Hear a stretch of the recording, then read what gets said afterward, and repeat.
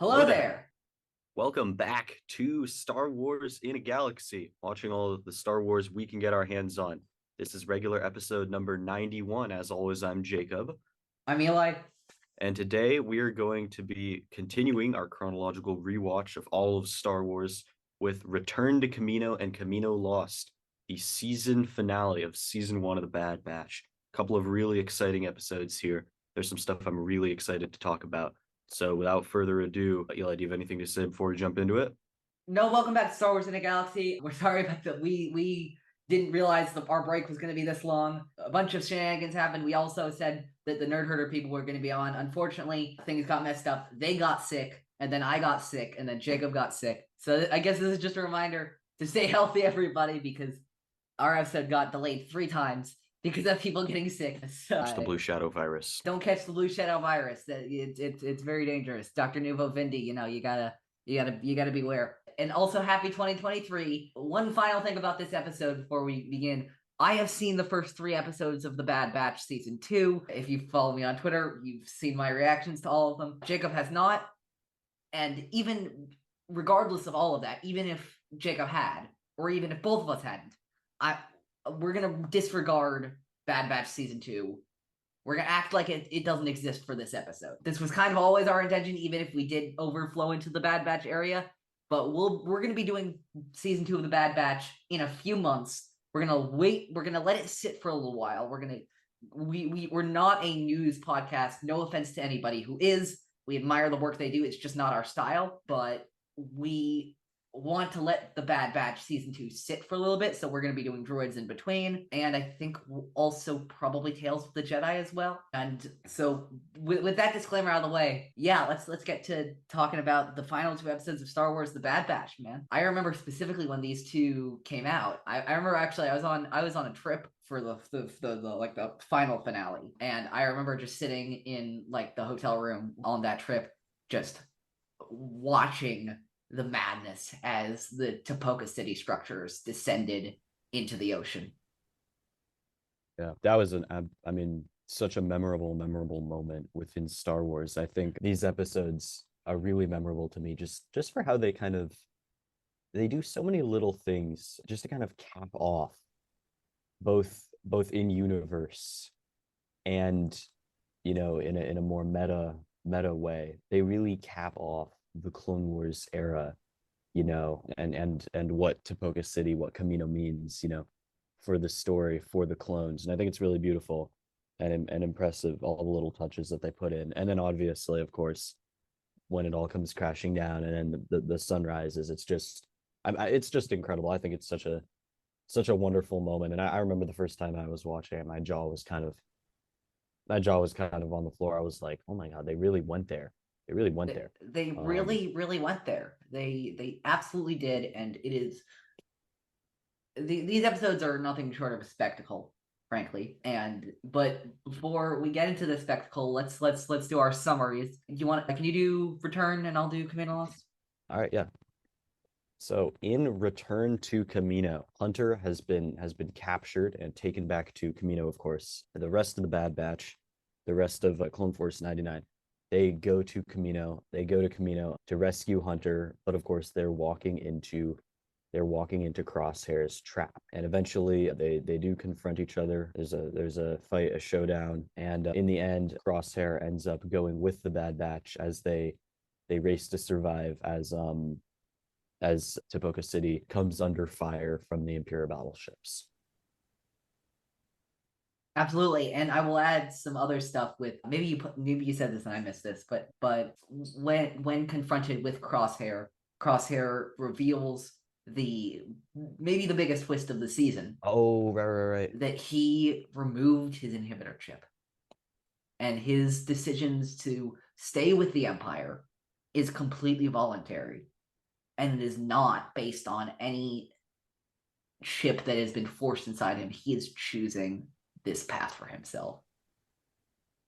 I will say, when I was watching this episode earlier today, taking my notes and everything, I did not remember that twist. I did not remember that twist at all from when I first watched it in 2021. So I was just like, what?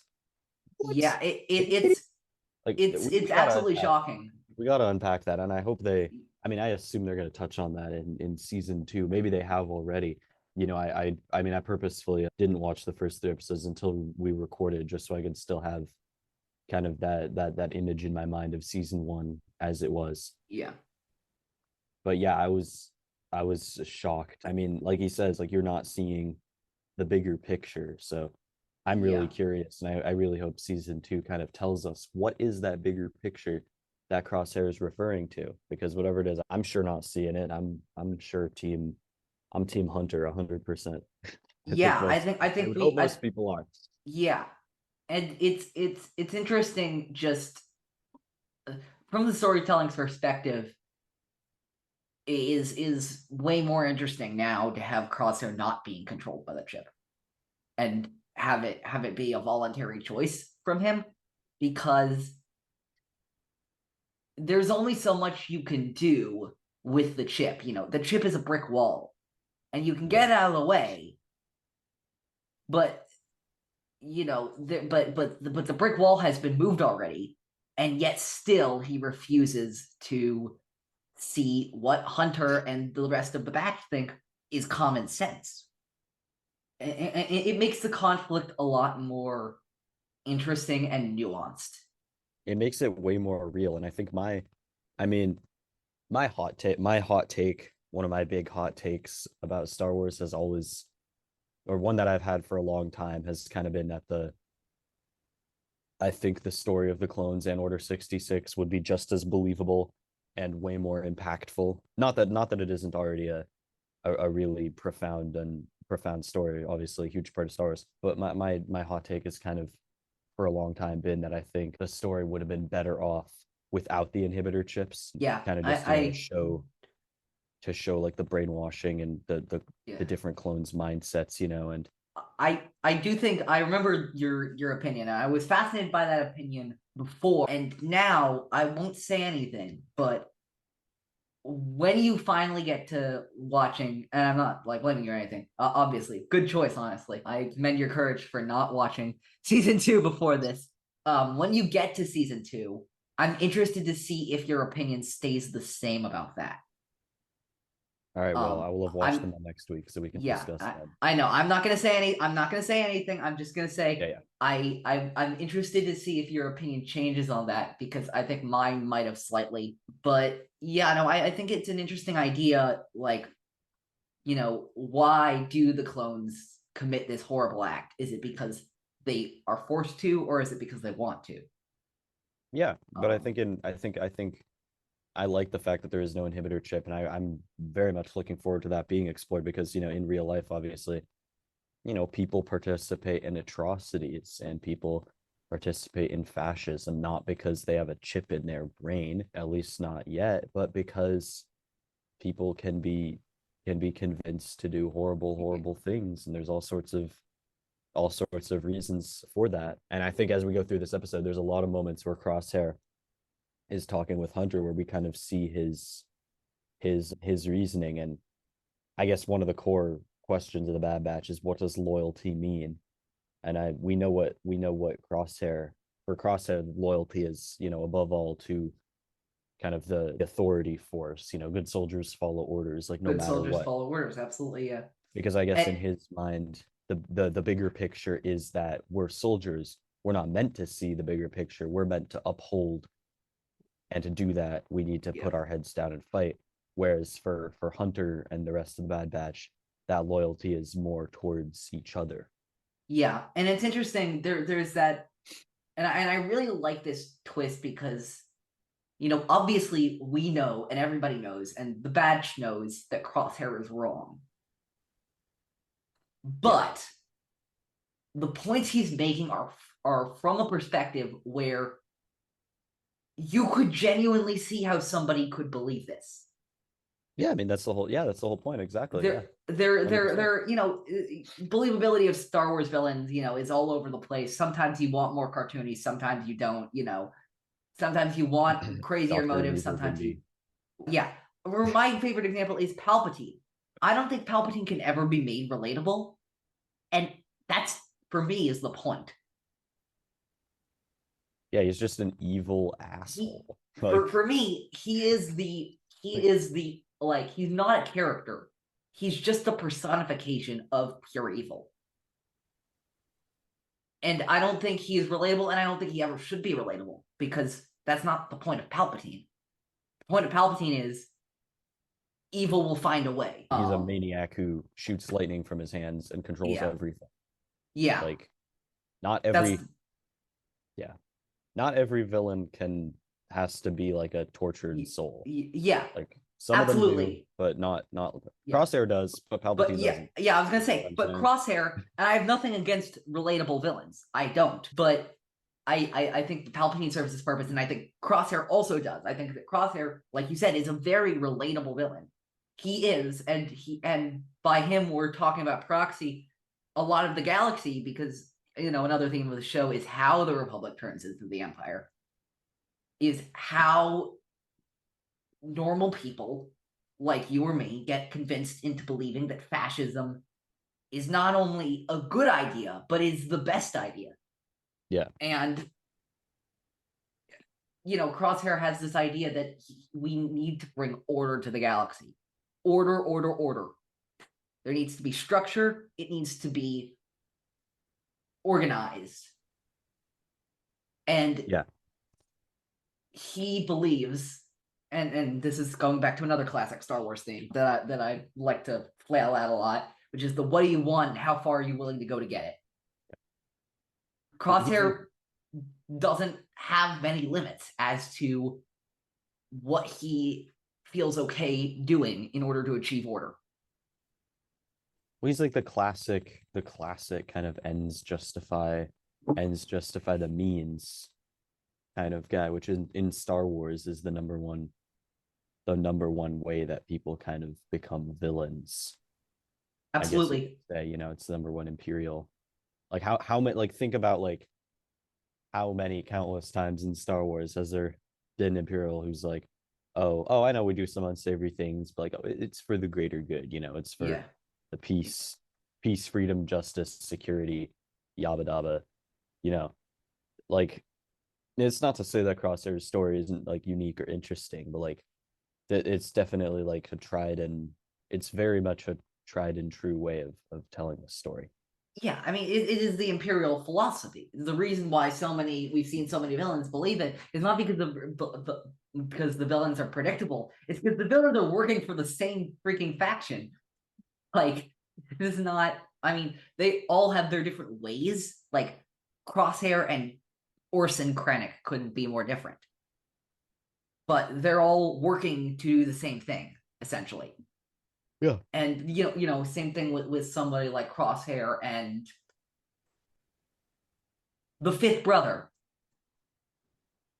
Same thing. Crosshair and somebody like the fifth brother could not be more different. But they're working to do the same thing. Yeah. But back to what I was going to say about Crosshair specifically is, there's that central question that really drives these two episodes, but specifically first one, Return to Kamino, which is Crosshair asks very validly, why didn't you come back for me? And it's a question that I don't think the batch had really considered before, and the story had never really considered before. And it's one of those things that I love. It feels obvious in hindsight, but like I was almost surprised by it when that question came up. Like, yeah, but like looking back in hindsight, it makes perfect sense. Like, why didn't they do more? Yeah. To try and save Crosshair, Yeah, like, and Crosshair means it slightly different way, in a slightly different way than we do. Yeah. Like, because I think Crosshair, because I don't think Crosshair could have been convinced with the chip in or even out, honestly. Anyway, that the Empire was not the way to go within the confines of this season specifically. Yeah, but that doesn't mean that he can't be hurt that his family is a family, pretty much, that his family kind of was that quick to abandon him. And I mean, you can say, you can kind of see the hand of the writers being like, oh, well, Crosshair's bad now, that gotta happen to make the story move forward. Yeah, but like also I was just gonna say, like, but why, but obviously the action sequences were preventing them, but like, doors were closing, they were trying to get on the shuttle, Crosshair was shooting at them, and they just went up and left. And they didn't try to come back. They didn't try to come back for an entire season. I mean, say what you will about Hunter and Wrecker and Tech and Echo, but they left their brother behind. Yeah, they made that choice. And I mean, Yeah. There's a little exchange, at the beginning of the episode. Hunter's like, oh, we had no, Crosshair is like, why didn't you come back? Hunter says, we had no choice. And Crosshair says, and I did. Yeah. But absolutely. then but is that contradicted by the fact that he said, is that contradicted by the fact that he then reveals that he had his inhibitor chip out, presumably the whole time? Like, does he mean we that, don't know the whole time. We don't know when Crosshair got his chip out. But he said he had it out didn't he say he had it out like a long time ago or a long time or yeah, like a lot of people's theories, and the theory that I subscribe to is that, remember when he got super burned on Braca? Yeah. I think maybe because he got burned in the part of the head where the chip was.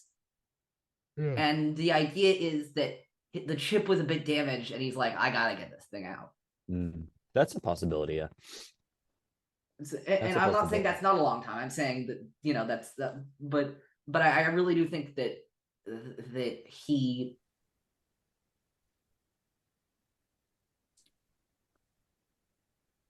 that it was a choice he made. And I think it was a lot about, because he asked them to join him in the Empire again. He asked them several times to do that. Yeah. And I'm not saying that Hunter and Omega and Tech and Echo and Wrecker are bad, but they made a bad choice. Yeah. We can argue all we want. I mean, is it a bad choice? Yeah, that's the thing. Like how bad is it relative to other choices they made? And like, I think they did a lot of good, and I obviously love them, and I think they made a lot of good. They did a lot of good throughout this season for the galaxy. But they also left one of their own behind.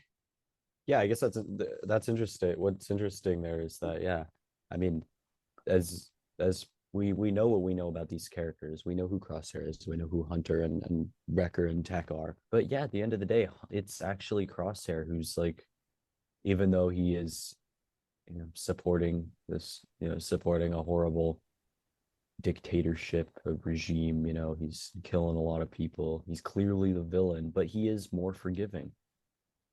At the end of the day, that's really interesting, is that he wants, at the end of it, I think it's actually the Bad Batch who are kind of more principled in their thinking about politics. And it's Crosshair, actually, despite everything he says about the Empire, despite Hunter saying we're loyal to each other, it's actually Crosshair who is more. I mean, obviously he like shoots all the TK troopers in that one scene, which is a freaking badass moment, by the way. One shot, 4 down. Absolutely. Like, chills. Yeah. But it's him who, he is the one, despite like choosing the Empire, he is the one who like wants the family all back together more. I think just based on his actions and based on the Bad Batch's actions, which may, I mean, that may not be entirely fair, because the Bad Batch, they don't exactly have the ways and means to get back to him. But I mean, the proof is in the pudding, somewhat. I'm not sure what I think about this, but yeah, it's an interesting. I'd love to get into that paradox. The him killing his 4 lieutenants like that. Yeah, because I actually have a thought about that, which is that it is meant to be this subversive, shocking twist. But I think it lines up perfectly with where Crosshair is as a character. Yeah. I think he thinks it's this rebellious act, but it isn't. Because I mean, how mad is the Empire really going to be if they found out that Crosshair shot 4 of the troopers? Yeah, I mean, and plus, like to me, it wasn't that shocking given, we already know Crosshair hates the TK troopers. He thinks that the mutant clones are superior and should be at the forefront. Yeah. He has no more love for the conscripts than he does for the regs. But Crosshair thinks I feel like Crosshair thinks it's going to shock them. And it does to a certain extent, but it really shouldn't have. I'm not trying to criticize the characters or anything. I'm just saying that I think Crosshair thinks he's going rogue in this, to sacrifice a little bit to get his squad to like realize that he's really committed to them. But he's not going rogue. You know what I mean? He's like I don't think the Empire would mind that much at all about those four troopers' deaths. oh, absolutely not. It's entirely. We have to remember, like Tarkin is watching over like all of this, kind of trying to figure out, do we want to go Well, forward with the Rampart is. clones, Rampart. I mean, Tarkin, not metaphorically, he's Yeah. not literally there, but Yeah. like he like this entire thing as well, like all the infighting, like it's what the Empire wants, it's what they're built on. And although it is ultimately their downfall, but for the time being, it still plays everything that happens plays straight into the Empire's hands of just they just want to see, are they going to use conscripts or clones going forward. Yeah. That's the Empire's only real interest. So the Empire doesn't care if they all blow each other up and die in the end. I mean, they do, but not because they care about the people, but because they care about the resources. Yeah, I mean, they're all Um, numbers to the Empire. yeah, they I think are. Hunter even says something like that. He says like, no matter what, you'll Just always be a be a number to number them. Yeah. to the Empire. And that's the irony of this whole situation that I love, which is that Crosshair realizes that he can kill those TK troopers because or the not the TK troopers, but I guess his like special commando units, because they're not important to the Empire. They're disposable. Yeah, he won't get But in what trouble. he cannot get past his brain is that he's disposable too. Yeah, They can and will throw him away once he's not useful to them. I mean, I think on some level, it seems like he knows that. He just kind of doesn't care because he thinks that it's the right thing to do. I don't know. What do you think? Yeah. You think he I, I really? think Do you think he he's really I think he believes knows that. I think he doesn't understand it. You know what I it? mean?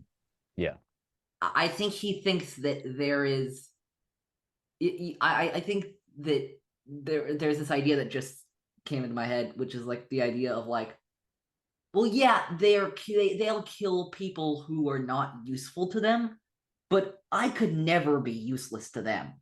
oh yeah. I'm superior. But it's Oh not yeah. Oh yeah. about. I get what you I, mean. I I get think what you mean he there. thinks he can win, but there's no winning in this system. Yeah.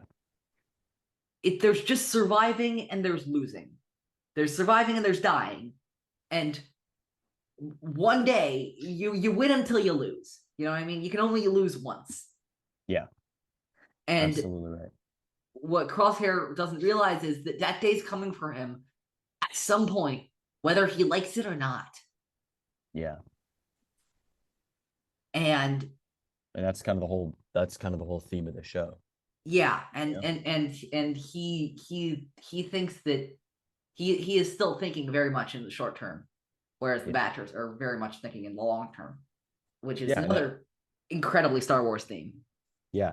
I mean, that's kind of the Bad Batch. All of them except for Hunter, or sorry, except for all of them except for Crosshair went on this like huge journey during the season where they went out in the galaxy. They had all these different adventures. They had some close calls, and that shifted their perspective, and that made them realize, what they need to do, how they need to conduct themselves long term. The Crosshair hasn't had any of that. He's still in just like clone, clone, clone, fight, fight for the Republic, or I guess for the Empire now, like for the Yeah, undying glory. He's still in full clone mode. He's not in like I mean, like, yeah, like you said, he's not in like adapt or die long term mode. yeah, absolutely. What was I gonna say? I want to get to some of the more aesthetic stuff of the episode, which Like, Oh my gosh, this the episode was world building gorgeous. this episode does for Kamino is actually fantastic. I think the world building it does, both these episodes do for Kamino is fantastic. We get to see, and this is interesting, and I want to get your take on this. What did you make of the lab? We visit the lab twice, where Omega, as well as the Batch, who we learn are younger than her physically, were made. Why do you think we went there? I'm not sure. I mean, I from a hard plot standpoint, I can't really say, but I did think it was a real great moment getting to see Omega go back to her birthplace, seeing the Bad Batch, especially Wrecker, when he has that moment, for them to be able to have that moment is, I think it's just one more little piece that kind of makes this a great farewell to Kamino, to the clones, to this chapter of the Star Wars story. Absolutely. What's your take on it? I have this idea just now in my head that what I really like about the lab actually is that,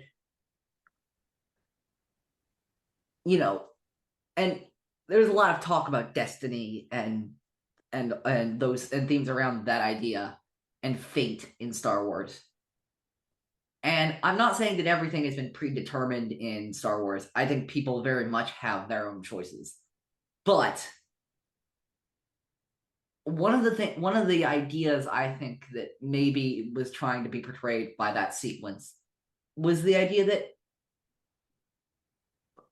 Omega ending up with the Bad Batch wasn't a fluke. Like, it wasn't something that just happened to occur. Like, they were part of the same, they were created together. Like, obviously they were separated for most of their life, but like eventually they were going to find a way back to each other. Yeah, okay. I feel like that.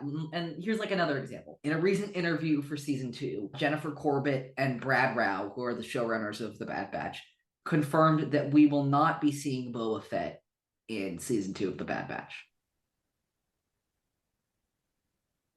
Fair enough. I can't say I was expecting to, but it could. Honestly, it could have happened. It could have happened. I'm not shocked that it didn't, but I wouldn't be surprised if it did. You know what I mean? Yeah. But I think that eventually, if Omega survives long enough, she is going to meet up with her twin. The evil twin. That would be sick, actually.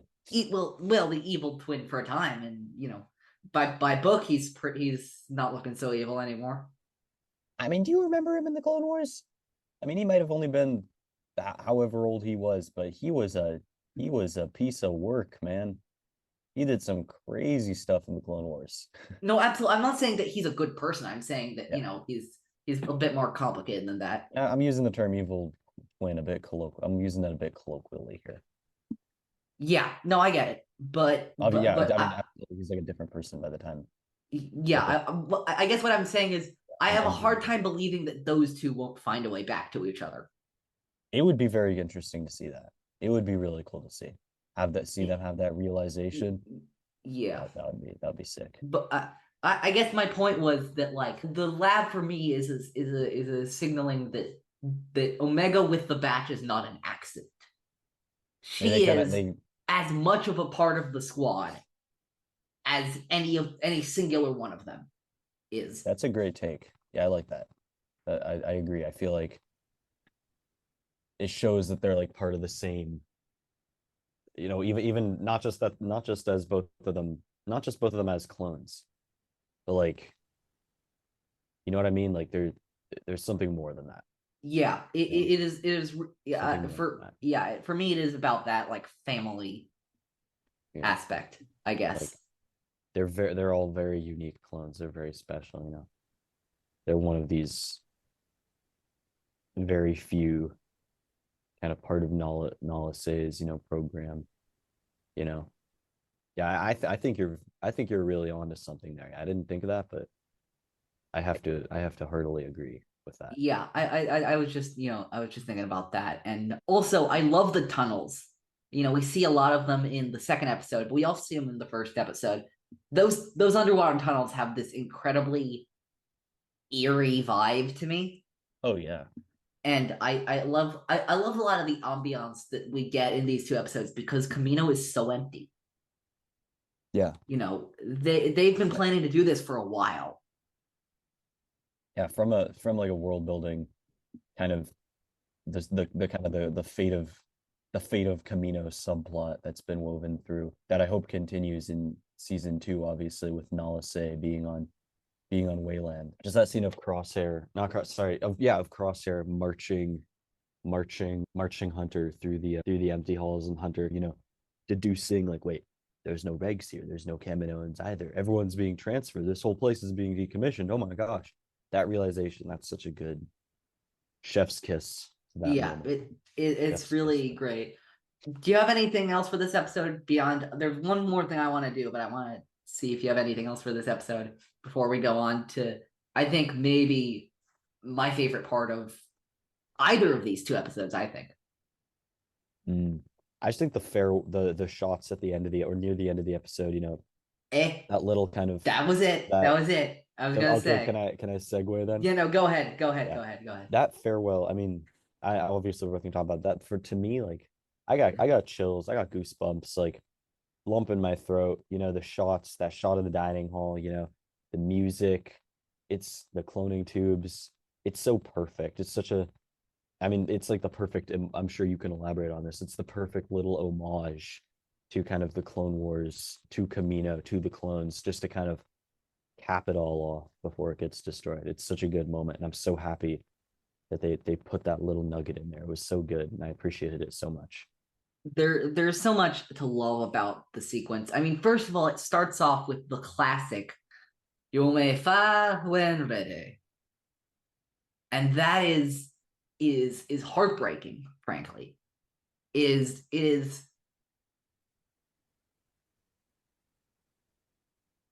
I don't think anyone really expected the orbital bombardment of Kamino going into the season, but it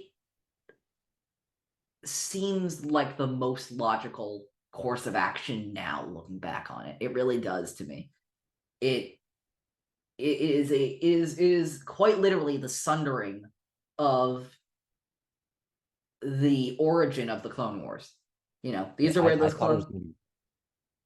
Sorry, go ahead. sorry, it's the sundering of the origins of the Clone Wars. This is the sundering of where the clones were literally made. Yeah, Like the old era is gone, the war is over. The Empire has made it clear that it's ready to move on. yeah.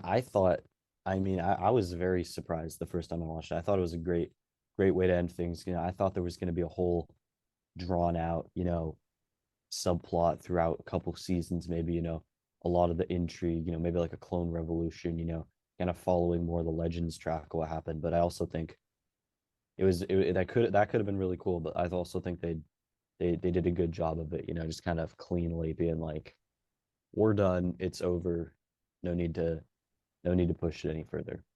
Yeah, it's incredibly dramatic, and one of the things I love most is that Kamino, like there's nothing else on Kamino. No one ever gonna go back there. Like quite literally nothing else is there. You know what I mean? So in a way, with Tales of the No Jedi, spoilers. we got to see, and we already knew about this, Kamino being erased from the Jedi archives. Yeah. And in a way, Kamino's been erased again. Kamino now has been doubly erased from the galaxy. The first time was just by Dooku removing the knowledge from the Jedi archives. They were already a pretty secluded planet, so nobody knew about them. But now, and again, nobody's going to Kamino. No one's ever going to Kamino. So this is the full erasure of that planet from the galaxy. It is quite literally just the vast ocean after this. Yeah. It's a great way to end it all. Yeah. It's And I actually, this is the other thing I really love about this season is that, I don't know if you noticed, but when they get up to that platform at the very end of Kamino Lost, it's not raining anymore. Yeah. The That's sky's that's cleared the up. moment that kind of, for me, I'm like, what is happening? Why now? For me, I feel like it's about the nightmare of the clones and the Clone Wars. It's over. There is no more. There are no more torrents of rain and war and bloodshed. It is, for better or for worse, it's clear now. There's nothing left of it. Yeah, like the truth is out there. The clouds have parted. Yeah, But in a more literal sense, as yeah, well. I was like absolutely. thinking about the moment. I'm like, how? Like, were they controlling the weather? I thought it was just perpetually rainy and stormy. I thought it was too, and that is a very good question about why the weather just suddenly cleared up at that moment. But for I me, think it that's is. a very much about it's a very much about the why, not the how in that moment. I knew you were gonna say that. I knew you were gonna say Yeah, that. yeah. Say that. But I just think that at the end of the episode, the bombing and I guess carrying over into Kamino Lost, it's just beautiful. It's I it's mean, it's there's not a lot of incredible. dialogue, so it allows the animators, and especially props to Kevin Kiner, Oh my gosh. for Props absolutely to Kevin Kiner. ripping that the soundtrack for the destruction of Kamino. One of the things I find most interesting about this, both of these episodes, I guess, as the two-part finale, is there's been a tendency in the end of Star Wars seasons to either have them be really, really freaking dramatic, like really flashy. I'm thinking like the end of Andor season 1, the end of Rebels season 3. You know what I mean? Or there's like a surprise appearance at the end, Qui-Gon and Palpatine at the end of Obi-Wan Kenobi, Luke at the end of Mandalorian, Darksaber at the end of Mandalorian, blah blah blah. Or there's like a shocking twist, seasons 5 and 7 of the Clone Wars. I can think of some other stuff. I'm not saying any of those endings are bad, but this is not one of them. There's no like specifically talking about Kamino Lost. There's no shocking twist. It's not very dramatic. It's literally just a bunch of stuff is sinking and then they rise up. That, Yeah. if you had to describe it in terms of like raw plot, that's what happens in this episode. But there's almost a beauty in how quiet it is. It's almost beautiful in that there is no I remember specifically there were a bunch of places where I thought that like and this was a legit worry of mine, that they were gonna like Omega was drowning at the end of the episode, and instead of Crosshair, we just see her being lifted back up from the water, and the camera pans and it's Ahsoka. Oh God, yeah. That was a legitimate worry of mine. I love Ahsoka, really do. Swear to God. But like, there was always worried. I'm like, okay, when are they going to be rescued by Ahsoka? Like, they're not going to miss a chance to put her in here, but they haven't put her in yet, and I don't think they're going to anytime soon, which I'm very grateful for. But no, there's no Deus Ex Machina. As fun as those are, there's no Ahsoka to rescue them. There's no Rex to rescue them. This is a story about the characters, and this is a story about these events, and it is completely fine with being completely self-contained. Yeah, I think I really like that it's self-contained. I really like also, like you said, no surprise, just the way that they set it up and put the last episode in place. It's they just make it the perfect platform just for there to be a bunch of, juicy interpersonal growth and Yeah, moments. I guess that's what I find Mostly the with most Crosshair. interesting. Yeah, I guess that's what I find the most interesting about this, specifically Camino Lost, is that it isn't a plot heavy episode. It really isn't. Yeah. Like again, logistically not much happens, and I'm not saying that as a criticism. I'm saying that as a like, why, you know if they're sacrificing plot for the character development, for the visuals. This is a very this is an event-based finale. This is not a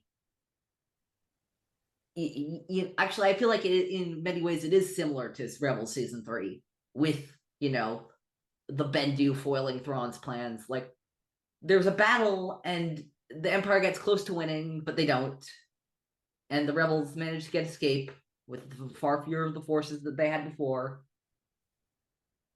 What else happens in Zero Hour, really? At least the second part. I'm talking about the second part. Not much. Because it's not about that. It's not about what happens. It's about how it happens. It's about why it happens. Yeah, absolutely. I think that all the moments that we have with specifically with Crosshair and with him, grappling with everything that's happened, having his moments with each member of the batch, having his moment with Tech, having his many moments with Hunter, having his moments with Omega, even, getting to see their old barracks one last time. Like that's what it's all about. That's what it's all about. And there's that line I'm looking at from my notes now. All those missions together and you threw it away. Yeah. When Crosshair says that, they're literally meters and meters and meters underwater.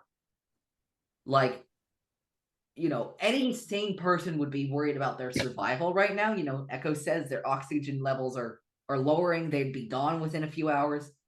But Crosshair is still stung by the betrayal. Yeah. It's really, I mean, no matter what he says the difference. What does he say at one point? He says, like, the difference between you and me, you take things too personally. He says that to Hunter. Your problem is that you take things too personally. Yeah. And yet clearly like he has taken it very, very personally. And I think you can blame him, Yeah.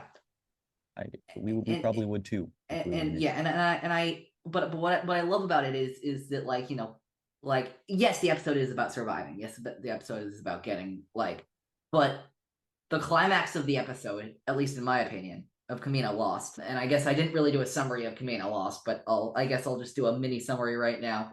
In Kamino Lost, Hunter and Crosshair and Omega and the rest of the batch, Tech, Wrecker, and Echo, managed to get through a tunnel before a sea creature destroys it and rise back up to the surface of Kamino through medical capsules. Unfortunately, Omega gets caught on some debris, and AZ3, the droid, can't quite get her out, but she is saved by Crosshair with a harpoon fired from his rifle. And the next day, the crew is getting ready to go back aboard the Havoc Marauder. They ask Crosshair to come back one last time. He refuses again, and they leave Taboka City for the last time. But I guess back to what I was saying before, the climax of the episode, when Crosshair saves Omega, it's a character moment. Again, it's all about the characters. It is all about the characters. And there's something so beautiful about the fact that there's not a the explosion of Kamino is more symbolic than anything. Yeah. Like, there's not a lot lost there. I mean, obviously history and a lot of infrastructure, obviously, but the Empire thought they killed the Bad Batch there. Bit of a slight spoiler for season 2. They thought they killed the Bad Batch, but they didn't. And from what we know, they didn't kill anybody in that explosion. Yeah. All of the Kaminoans and all of the clones were loaded off world. They didn't kill anybody. This was literally just about destroying the site. Yeah. This is literally just about making sure they couldn't do it again, and nobody could do it again. In true Imperial fashion, it feels like it was almost as symbolic. Yeah, absolutely. I almost want to say it feels a bit like an ego move on Tarkin and Rampart's part. Like they could have used those resources. They could have used, and I guess they did save a lot of the scientific knowledge and know-how of the Kaminoans and their technology, because they took a lot of them off world. But still, like, they could have turned that into like an imperial facility. They didn't have to just destroy it, but they did, because, well, when you're the Empire, you don't really need a reason. Yeah, absolutely.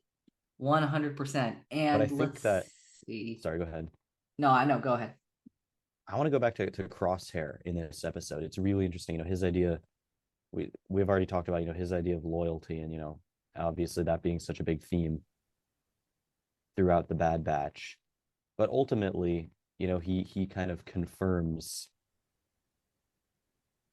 that it's not personal when he saves Omega, or at least that he has some humanity left, which we already knew, but like he has enough Yeah. humanity left to save Omega, regardless of what else is happening. He's not just cold-blooded, Yeah. I guess. I think the idea of him saving Omega and also not joining them at the end Yeah. was one of the most interesting combinations they could have done. Yeah. Because I hate you guys, and I hate what you stand for, but I'll still save Omega because I'm not, yeah, well, I have a heart he still. Like, I think it yeah, makes sense. he can't like it is it redemption? No, no, it isn't.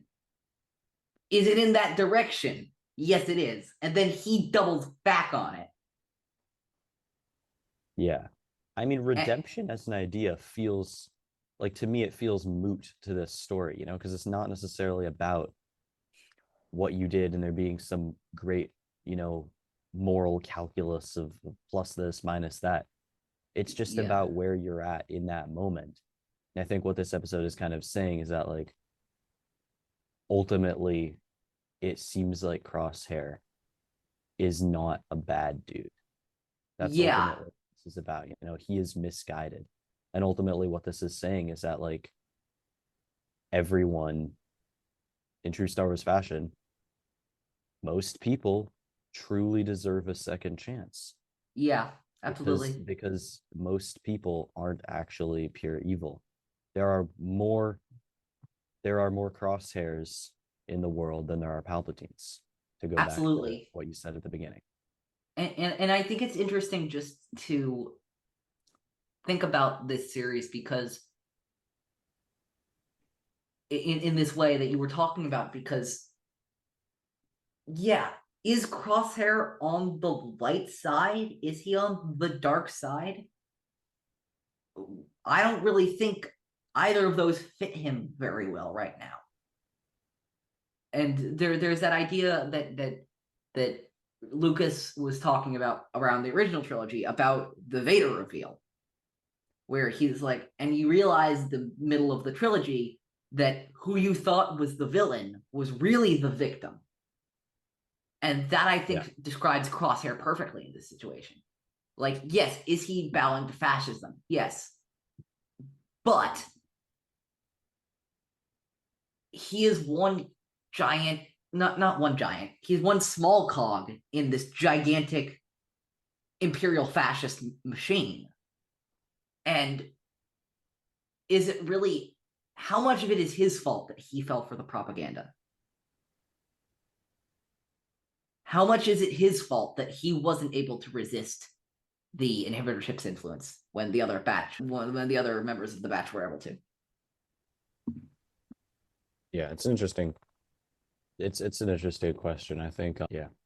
Like, Hopefully all will be revealed in season, or hopefully we'll work on this in season 2. But yeah, I'm saying nothing, but I was definitely left with more questions than answers yeah, in this season. Probably, doubtlessly by design, yeah. actually. Oh, 100%. Yeah. I think one of the great masterpieces of the end of the season is its ambiguity.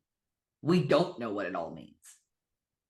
And by the way, even though I've seen the first 3 episodes of the Bad Batch season 2, I still don't really have that many more answers than you do as to what it means. Like we're still not very close to getting answers, and I think that that's a really interesting zone to be in. I'll just say that. Absolutely, yeah. I guess one last thing I'll throw out for this episode that I think is really fantastic is that line that Tech says to Crosshair. And I remember when this line came out and it had a humongous, like, everybody on Twitter was absolutely blown away by this line, and for good reason, because it's a damn good line. Understanding you does not mean that I agree with you. And it gets to that very Star Wars theme of empathy, of being able to step back from your situation and examine a situation that somebody else is in, and to be able to identify with that, even if you don't agree. Yeah. It's extremely simple, but it is extremely powerful. I think it's just great. I think in life, in life, it's almost never so simple. Yeah. No matter what it is, it's almost never so simple as you're completely wrong. Even if someone is like standing for something so horrible, Yeah. it's almost never like you are not worth you are not worth trying to redeem, you know, you are not worth try to de-radicalize, you know? So I Yeah. really like that. I think there's that line from Revenge of the Sith that we've talked about a few times on the show. This war represents a failure to listen. And I think Yeah. that's a subtle arc that Tech's going through. And I'm not going to spoil anything, but he has another interesting version of this arc, like a little character development in the second episode of season 2 of The Bad Batch. For those of you, again, Jacob hasn't seen it, so I'm not going to spoil anything, but I'm specifically talking about Tech's interactions with a character named Romar. I'm not going to say anything about him, but for those who have watched it, I think you'll get what I'm talking about. Of empathy. Tech is, that's one of the things Tech is learning, is that he is so used to having all of the answers because he is just that smart. He is genetically engineered to be just that smart. But that's not how the galaxy works. That's not how the world works. No one has all the answers. And I think he's learning very slowly to be okay with that. To be Yeah. okay with not having the answer. And I'm sure if he could fix Crosshair, he would. But I think he's come to understand by the end of the season. And who knows, maybe he's understood this more than I thought he had in the past. But I think he's understood that he can't just fix Crosshair like he'd fix any other technical thing. That's just not how that works. Yeah.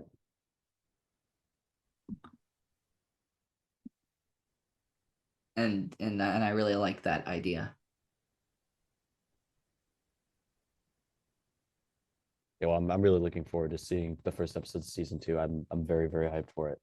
There's some interesting stuff, and already there's some interesting themes being generated. I won't say anything else, but I guess if there's nothing else, what do you think about what do you think overall about these 2 episodes? Overall, I really enjoyed them. I thought it was a great way to wind up. It was a great way to kind of put a bow on season 1, cap off this era of Star Wars. Yeah, nothing to complain about. Lot to chew on, a lot of thought-provoking material. Yeah, I'm a big fan. Yeah, absolutely. There's so much great meaty stuff in this episode, and I think it caps off the season really well. I think as time goes on, I think these episodes will mean more and more. Honestly, I think that once season 2 ends, I think these episodes will mean more. I think that once the show ends, this episode will mean more. These episodes will mean more, and I think that these are really quite underrated episodes of Star Wars television. I think that's going to be it for this episode of Star Wars in a Galaxy. Thank you so much for listening to season 11 of Star Wars in a Galaxy. It's 11, right? 11. Yes, this is season 11 of Star Wars in a Galaxy. I guess we're not done. We'll have our retrospective next week, but sorry about this. We were cut off in here, but we are back, and we're very excited about finishing up season 11 next episode and moving into season 12, which, as we talked about before, is going to be Star Wars droids. We're going to delve into old legends. We're going to see what of the late 80s cartoons we can scavenge to make a good show. We're very excited about that. Neither of us have seen droids, and I know very few things about it. I think I probably know a bit more than Jacob, but I know a few character names, and that's it. So this could be great. It could be awful, and I'm really excited about it. Jake, do you have anything else to say about this before I plug some stuff that's going on ahead of time? No, I'm super excited for season 2. Super excited for everything coming up on In a Galaxy.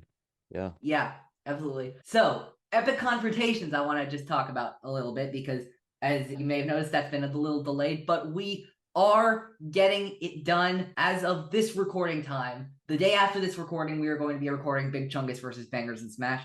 That is going to be EC8, despite what I've said in the past. EC9 will be recorded very shortly after Chris Ryan's versus Brian Fennessy. Those will be out in very rapid succession. And I'm sure this will be announced then by the end of these matches. So I guess I'll announce EC10, which is going to be Jared the Dark Jedi versus Bill Sheehy from Skywalking Through the League. Jared's beat one Skywalking Through the League host. Now he's trying to beat the other. That's very exciting. But I think that's going to be it for this episode of Star Wars in the Galaxy. We'll be back next week with our season 11 retrospective on the Bad Batch Season 1. In the meantime, you can follow us on Twitter at InAGalaxyPod, Instagram at Star Wars in a Galaxy, Hive at In a Galaxy Pod. You can listen to us on Spotify, Google Podcasts, Apple Podcasts, wherever you listen to your podcast. We will be there. If we're not, email us, swinagalaxy@gmail.com. Also with your hot takes and all that kind of stuff, your questions, all of that kind of stuff. We love hearing from listeners. And I think, subscribe to the In a Galaxy YouTube channel. That's where we epic confrontations and all of our other random streams and stuff. Hope you all enjoyed the stream of Boba Fett we did a few weeks ago. That was a lot of fun. Thank you so much to Alden Diaz, Tori Fox, Jess Schloth, Trey Mitchell, Bill Sheehy. Yeah, that's all of them for joining us on that stream. That was an incredibly fun time. We had such a fun time with all of you. And yeah, until next time, I think all there's left to say is, may the Force be with you. Always. Always.